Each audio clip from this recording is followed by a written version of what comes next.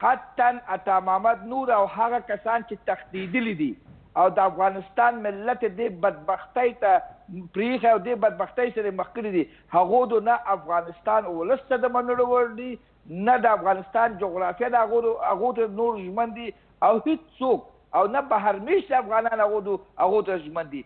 دا هغه کسان دي چې دوی خپل امتحانونه ورکړي دي.